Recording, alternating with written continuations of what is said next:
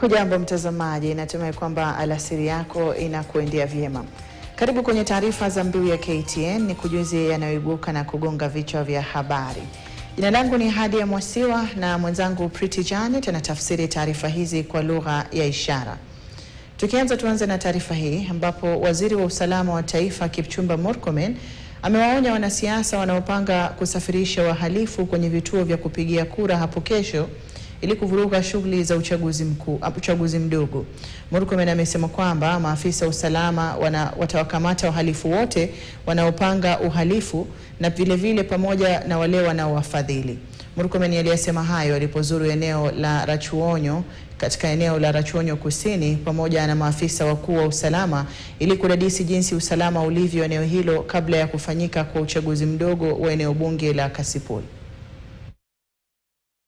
Is a rising behavior where aspirants are utilizing the services of goons to intimidate their opponents.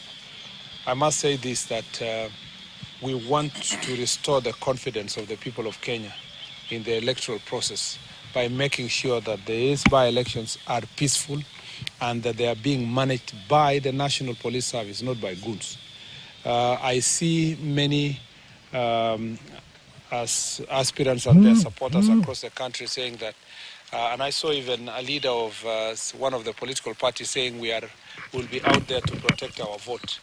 There is no responsibility given to any civilian to protect any vote.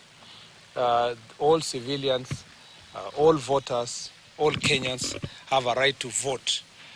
Provision of security is the preserve of the National Police Service. And I must warn everyone, all those people who are preparing to bring goons to polling stations and tallying centers, I warn you that you will face the full force of the law. The National Police Service is prepared to arrest all goons, all criminals, all persons who are intending to disrupt peaceful elections in our country.